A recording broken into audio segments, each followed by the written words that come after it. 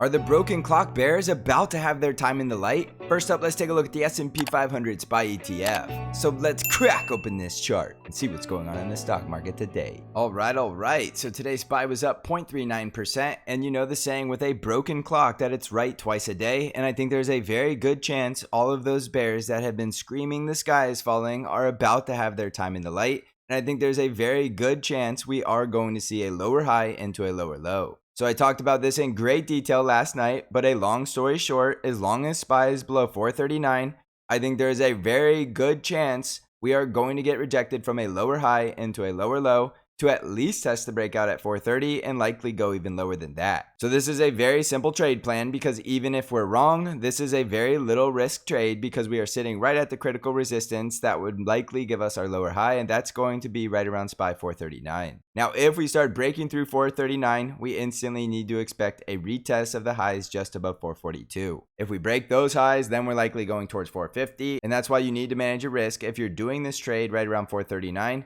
But even if you're not shorting the market, this is still valuable to understand this is a possibility because it could help you save a little bit of dry powder in the event this is correct, and then you'll be able to buy at lower prices. So long story short, I still think this is a bull trend. So once we finish out this pullback, we'll likely put a higher low somewhere in between 420 and 430. And in the worst case scenario, we could go all the way down to 414. But again, that is still a higher low in the larger degree of this trend, and it's still going to allow us to reach higher towards 450. Now you'll notice as we're going up, we are having very low volume. So there's no FOMO or rush to get in this market, or we would see it in the volume. And that is usually what you're going to see in the event we are about to get high volume selling. And then we'll get the panic selling picking up as we go into the month of July. So again, this is very opinionated, and this doesn't guarantee it's going to happen just because I think it will, but I think there's a very good chance the bears are going to look correct. And remember the broken clock rule. Just because they're correct does not mean this is still a bear market. It is completely normal in bull trends to get higher low pullbacks. And I have been one of the most bullish people all year long, continuing to tell you this is likely going to be a strong bull trend. And now I'm telling you to be a little cautious and expect some type of pullback or possibly even a further correction. And it should be expected. If you expect something, you're going to be a lot less surprised if it happens.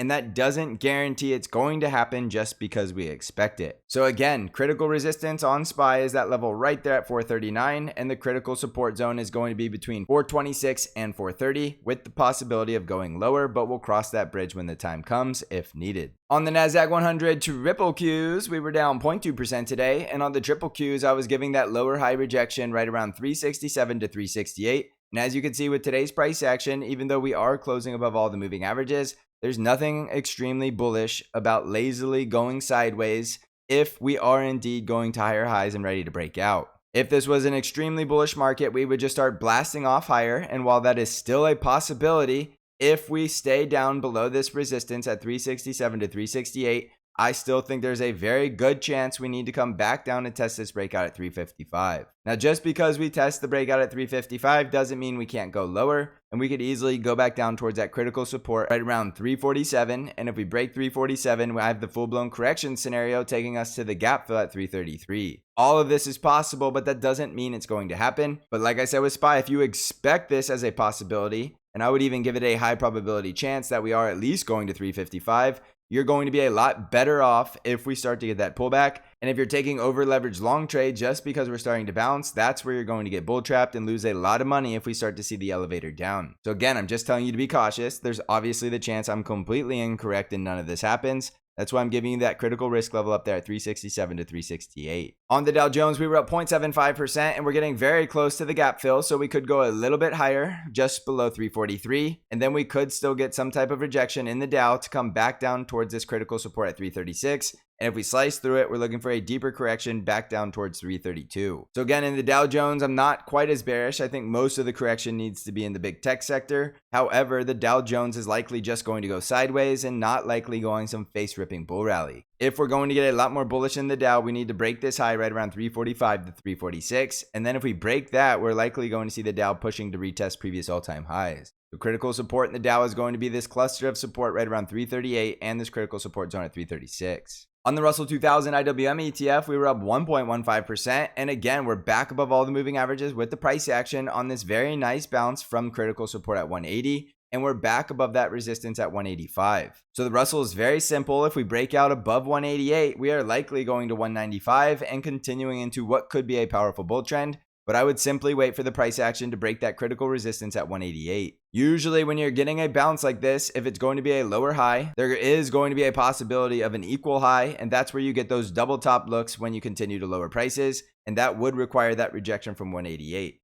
So again, I'm not saying this needs to happen. I would just be aware of it, and I would just wait until 188 breaks and then get more bullish, and there's still plenty of time to trade towards 195. You can also stay bullish above the breakout at 184, which is also that rising 20 daily moving average, and then you can just manage risk from that support zone. On the ARKK ETF, we were down 0.88% today, getting rejected from the previous high at 44.5, and just like I just talked about with IWM, this is that double top scenario that's completely possible. So in ARKK, I would wait for a break of this resistance, and then we're looking for the next price target higher at 46, and if we get rejected, we're looking for a retest of the support down here between 43, 42, and 40.5. On the VIX, we were up 0.82% today, and the VIX is getting very bunched up and very consolidated right below 15. And this is one of the reasons I think you need to be cautious, because the VIX is coiling up, and if the VIX starts to spike, we are going to get that lower high into the lower low that I'm looking for, and that is going to lead to a huge spike in volatility and a huge spike in the VIX, and that is where you're going to get that burst of fear and burst of volatility. So just be very cautious here. I'm not saying this has to happen.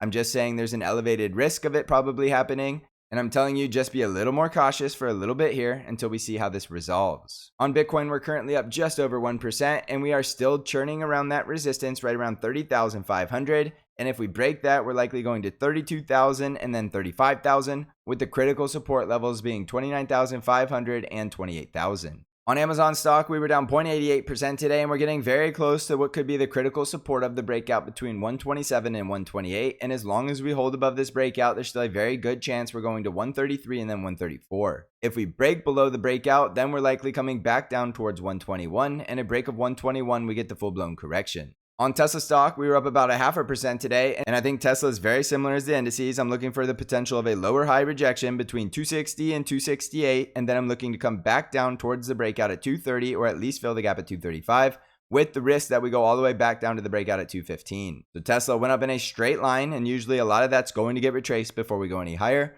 So while I'm bullish on Tesla in the longer term, I think there's a good chance of a correction in the short term. Manage your risk right around 250 and the previous low at 240. Knowing that we're likely going down towards 235 and 230 from the resistance zone between 262 and 268. On Apple stock, we were up 0.18% today, slamming into the price target for the second day in a row and failing to close above it. And I think there is a very good chance Apple is going to cool down from this price target and come back down towards the breakout of support at 185 to 182. Doesn't guarantee I'm correct, but just be aware of it. And if we start breaking above 190 and you start chasing the stock, just be aware there is no volume up here, and we're likely going to start seeing high volume selling, and that could happen very quickly, and that's what's known as the rug pull. So manage your risk right there at 190, and if we break above it and you want to get bullish, that's completely fine. But if we break back down below it, there's a very good chance we're going straight down towards 185. On the financials, we're up 1.74% today, and this is still a very simple market in the financials because we're not getting bullish until we get back over this 200 daily moving average, which is still sitting there at 33.6. The industrials were up about 1% today, continuing to break out to another closing higher high, and we still have the bull trend, so you can still stay bullish above this breakout right around 104 to 105. The healthcare sector was up 0.65% today and held on to that support zone right around 130 to 131. And if we can continue higher from here, we're likely going to have a bull trend that takes us to 134 and then 137. The energy sector was up 1.15% today, testing that critical resistance right around 80.5. And we're going to know as soon as tomorrow whether or not we're going to break out and start running higher towards the gap fill just below 84 or get rejected from a lower high and then go fill the gap at 73.